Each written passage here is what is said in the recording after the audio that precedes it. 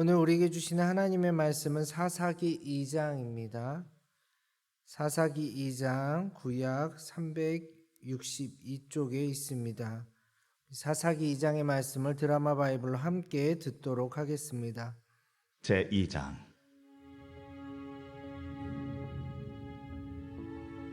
여호와의 사자가 길갈에서부터 복임으로 올라와 말하되, 내가 너희를 애굽에서 올라오게 하여 내가 너희의 조상들에게 맹세한 땅으로 들어가게 하였으며, 또 내가 이르기를 내가 너희와 함께한 언약을 영원히 어기지 아니하리니 너희는 이 땅의 주민과 언약을 맺지 말며 그들의 제단들을 헐라하였거늘 너희가 내 목소리를 듣지 아니하였으니 어찌하여 그리하였느냐? 그러므로 내가 또 말하기를 내가 그들을 너희 앞에서 쫓아내지 아니하리니 그들이 너희 옆구리에 가시가 될 것이며 그들의 신들이 너희에게 올무가 되리라. 여호와의 사자가 이스라엘 모든 자손에게 이 말씀을 이르매 백성이 소리를 높여 운지라. 그러므로 그곳을 이름하여 복임이라 하고 그들이 거기서 여호와께 제사를 드렸더라. 전에 여호수아가 백성을 보내매 이스라엘 자손이 각기 그들의 기업으로 가서 땅을 차지하였고, 백성이 여호수아가 사는 날 동안과 여호수아 뒤에 생존한 장로들 곧 여호와께서 이스라엘을 위하여 행하신 모든 큰일을 본 자들이 사는 날 동안에 여호와를 섬겼더라. 여호와의 종 눈의 아들 여호수아가 110세에 죽음에 무리가 그의 기업의 경내 에브라임 산지 가스 산 북쪽 딥낫 헤레스에 장사하였고, 그 세대의 사람도 다 그 조상들에게로 돌아갔고, 그 후에 일어난 다른 세대는 여호와를 알지 못하며 여호와께서 이스라엘을 위하여 행하신 일도 알지 못하였더라. 이스라엘 자손이 여호와의 목전에 악을 행하여 바알들을 섬기며 애굽 땅에서 그들을 인도하여 내신 그들의 조상들의 하나님 여호와를 버리고 다른 신들 곧 그들의 주위에 있는 백성의 신들을 따라 그들에게 절하여 여호와를 진노하시게 하였으되, 곧 그들이 여호와를 버리고 바알과 아스타롯을 섬겼으므로 여호와께서 이스라엘에게 진노하사 노략하는 자의 손에 넘겨주사 그들이 노략을 당하게 하시며, 또 주위에 있는 모든 대적의 손에 팔아 넘기시매 그들이 다시는 대적을 당하지 못하였으며, 그들이 어디로 가든지 여호와의 손이 그들에게 재앙을 내리시니 곧 여호와께서 말씀하신 것과 같고 여호와께서 그들에게 맹세하신 것과 같아서 그들의 괴로움이 심하였더라. 여호와께서 사사들을 세우사 노략자의 손에서 그들을 구원하게 하셨으나 그들이 그 사사들에게도 순종하지 아니하고 오히려 다른 신들을 따라가 음행하며 그들에게 절하고 여호와의 명령을 순종하던 그들의 조상들이 행하던 길에서 속히 치우쳐 떠나서 그와 같이 행하지 아니하였더라. 여호와께서 그들을 위하여 사사들을 세우실 때에는 그 사사와 함께 하셨고, 그 사사가 사는 날 동안에는 여호와께서 그들을 대적의 손에서 구원하셨으니 이는 그들이 대적에게 압박과 괴롭게 함을 받아 슬피 부르짖음으로 여호와께서 뜻을 돌이키셨음이거늘, 그 사사가 죽은 후에는 그들이 돌이켜 그들의 조상들보다 더욱 타락하여 다른 신들을 따라 섬기며 그들에게 절하고 그들의 행위와 패역한 길을 그치지 아니하였으므로 여호와께서 이스라엘에게 진노하여 이르시되, 이 백성이 내가 그들의 조상들에게 명령한 언약을 어기고 나의 목소리를 순종하지 아니하였은즉 나도 여호수아가 죽을 때에 남겨둔 이방 민족들을 다시는 그들 앞에서 하나도 쫓아내지 아니하리니, 이는 이스라엘이 그들의 조상들이 지킨 것 같이 나 여호와의 도를 지켜 행하나 아니하나 그들을 시험하려 함이라 하시니라. 여호와께서 그 이방 민족들을 머물러 두사 그들을 속히 쫓아내지 아니하셨으며 여호수아의 손에 넘겨주지 아니하셨더라. 아멘. 스트레스가 만병의 근원이라는 말을 잘 들어보셨을 것입니다. 실제로 스트레스와 우리 몸의 연관성을 연구한 결과 오랫동안 스트레스를 받고 그 한계치가 넘어서면 자율신경계에 탈이 나고 미세한 몸의 균형이 깨져서 병이 난다고 합니다. 그리고 이를 극복하지 못하면 큰 병으로 악화된다고 합니다. 물론 몸이 아플 때 병원에 가서 적절한 처방을 받아야 합니다. 약을 먹고 때로는 수술도 받아야 합니다. 그러나 그 원인이 정신적인 것에서 출발했다면 근본적인 부분도 함께 접근해야 한다는 것이지요. 내 일상을 돌아보고 내 환경을 바꾸며 내 마음을 치유하는 것도 동반돼야 할 것입니다. 사사기는 이스라엘 역사 가운데 어두운 부분이라 할 수 있습니다. 여호수아서에서 이스라엘은 가나안 땅을 정복하고 분배받았지만 막상 뚜껑을 열어보니 온전함, 건강함과는 거리가 멀었습니다. 이곳저곳 통증이 나타나고 곪아서 염증이 생기기 시작했습니다. 이스라엘에게 왜 이런 현상이 되었는지 사사기 1장은 정치적인 또 사회적인 관점에서 설명하고 있습니다. 바로 쫓아내야 할 가나안 족속을 온전히 쫓아내지 못했기 때문입니다. 그들을 이용할 생각으로 함께 살고 타협하며 서서히 가나안 족속에 동화되었습니다. 그런데 사사기 2장은 이스라엘이 점점 병들어감의 원인을 보다 깊은 차원에서 영적인 차원에서 접근하고 있습니다. 그것도 스스로 진단할 능력이 되지 않았기에 하나님께서 보내신 사자를 통해 직접 가르쳐주고 계십니다. 2절을 읽어드리겠습니다. 너희는 이 땅의 주민과 언약을 맺지 말며 그들의 제단을 헐라하였거늘 너희가 내 목소리를 듣지 아니하였으니 어찌하여 그리하였느냐. 여기서 이 땅의 주민들과 언약을 맺었고 또 그들의 제단을 헐지 않은 것은 질병의 증상이라고 할 수 있습니다. 그렇다면 이스라엘의 그 질병, 그 증상, 그 근본적인 원인은 무엇입니까? 바로 하나님의 목소리를 듣지 않았다는 것입니다. 하나님께서도 얼마나 답답하셨는지 그렇게 말씀하시고는 어찌하여 그리하였느냐. 즉, 왜 네 몸을 이렇게 망가뜨리도록 그 원인을 남겨두었느냐라고 묻고 계십니다. 그리고 결정하십니다. 3절입니다.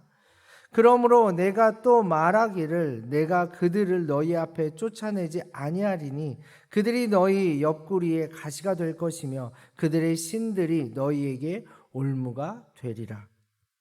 이스라엘이 쫓아내지 않은 가나안 족속을 그대로 두시겠다고 그리하여 이스라엘의 옆구리에 가시가 되고 또한 올무가 되게 하시겠다고 말씀하십니다.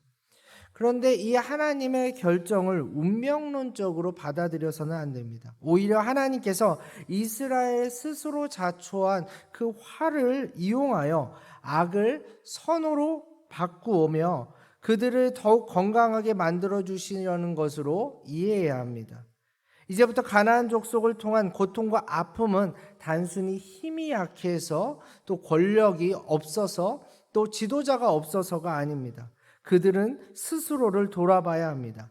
내가 우리 공동체가 하나님을 잊지는 않았는지, 하나님의 말씀을 듣지 않았는지, 그들의 미래는 바로 그들 자신에게 달려 있습니다.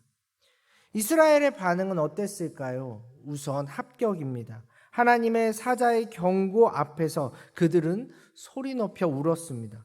그리고 그곳에서 하나님께 제사를 드렸고 그곳의 이름을 울었던 곳이라는 뜻의 복임이라고 불렀습니다. 그러나 사실 아직은 모릅니다. 이 울음이 진짜 삶을 바꾸는 반성과 회개의 반응인지 아니면 위기를 모면하기 위한 한순간의 반응인지 말이죠. 어찌 되었을까요?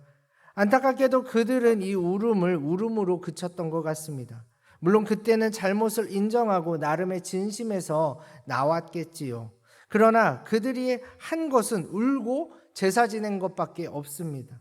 하나님의 말씀을 경청하고 자신의 신앙과 삶을 재정비하며 남겨진 가나안 족속들을 어떻게 할지 묻고 행하는 모습이 나오지 않습니다. 그냥 그렇게 시간이 지나 여호수아도 죽고 그렇게 울었던 그 세대들도 모두 죽었다고 나옵니다. 그리고 10절에는 여호와를 알지 못하며 여호와께서 이스라엘을 위하여 행하신 그 일들도 알지 못하는 다음 세대가 일어났다고 기록하고 있습니다. 당연하게 여호와를 알지 못하는 다음 세대들은 하나님을 버리고 가나안 족속의 신들을 따랐습니다. 이제 11절부터 마지막 절까지 사사기 전체를 관통하고 있는 이스라엘의 병든 증상과 하나님의 처방이 더욱이 자세히 나옵니다. 먼저 영적인 어둠에 갇힌 이스라엘에게 하나님은 가나안 족속을 가시와 올무로 이용하십니다. 이스라엘 백성들은 그 괴롭힘에 울부짖게 되고 하나님은 그 울부짖음을 무시하지 않으시고 지도자를 보내주셔서 이스라엘을 구원해 주십니다. 바로 이 지도자가 사사입니다. 이 사사가 통치하는 기간 동안 이스라엘은 하나님을 다시 잘 섬기게 되고 이 사사가 죽으면 다시 하나님을 잊게 됩니다. 사랑하는 용인영락교회 성도 여러분, 수많은 질병의 증상과 원인을 찾으면 사실 다양합니다. 그것을 잘 연구하고 치료하면 낫게 되는 겁니다. 그러나 보다 근본적인 원인을 찾고 이유를 찾고 삶 속에서 적용해 나가는 것이 함께 되지 않으면 그 질병은 다시 우리를 괴롭히게 되고 더욱 큰 질병으로 다가올 수 있습니다. 이스라엘은 그릇된 욕심에 이끌려 가나안 족속을 남겨두었습니다. 그러나 사실 그릇된 욕심이란 우리가 끊을 수 있는 것, 없앨 수 있는 것이 아닙니다. 세상 모든 역사 속에 세상 모든 사람들에게 영향을 미쳐왔고 크고 작은 싸움과 전쟁으로 세상을 병들게 만들었습니다. 오늘 하나님께서는 그 욕심을 없애라고 말씀하지 않으십니다. 오늘 하나님께서는 늘 하나님 앞에 서고 하나님의 말씀에 순종하라고 말씀하고 계십니다. 이것이 우는 것보다 더 중요합니다. 이것이 반성의 의미로서 드리는 제사보다 더 중요합니다. 이스라엘 백성들은 복임이라는 곳에서 울며 회개한 것 같아 보였습니다. 그러나 이 울음과 제사는 그들의 삶에 아무런 선한 영향력도 미치지 못했습니다. 우리는 달라야 합니다. 그리스도를 아는 우리, 십자가 사랑을 아는 우리, 십자가 희생을 아는 우리는 달라야 합니다. 우리는 근원의 근원, 하나님의 사랑의 근본을 아는 자로서 그들이 경험하지 못했던 참된 복음을 아는 자로서 이 자리에 있습니다. 부디 그릇된 욕심과 유혹이 몰려올 때 그것이 아니라도 늘 매 순간 우리를 사랑하시는 하나님, 우리를 위해서 자신을 내어주신 예수님, 우리를 위해 지금도 애통하시며 기도하시는 성령님 앞에 서시길 바랍니다. 우리가 잘못한 것에 대한 울음이 아니라 하나님의 그 크신 사랑과 희생의 깊이를 알며 우시기 바라며 회개의 예배를 넘어서 복음의 구원과 감격의 삶의 예배로 나아가시길 바랍니다. 하나님께서 가르쳐 주신 인생의 근원적이고 영적인 처방을 바로 알고 적용하며 늘 기쁨과 평안의 삶, 충만한 영적인 삶을 누리시길 바라며 나아가 지금도 꽉 막힌 세상 속에서 가시와 올무로 아파하며 우는 사람들에게 복음의 비밀을 풍성히 나누어 주시길, 그런 한 분 한 분 되시기를 간절히 소망합니다. 함께 기도하겠습니다. 하나님, 오늘 주신 말씀대로 늘 하나님 앞에 살아가길 원합니다. 세상의 유혹 시험이 우리를 흔들게 하는 가운데에서도 하나님이 누구신지, 하나님이 어떤 은혜를 베풀어 주셨는지 기억하게 하시고 또 우리 자신이 누구인지 잊지 않도록 하옵소서. 우리는 이겨낼 힘도 없고 능력도 없습니다. 하나님께서 주신 복음의 처방을 가지고 우리 자신을 삶의 예배로 드리게 하시고 이 풍성한 은혜를 누군가에게 잘 흘려보낼 수 있도록 인도하옵소서. 예수님의 이름으로 기도합니다. 아멘. 주님께서 가르쳐 주신 기도와 함께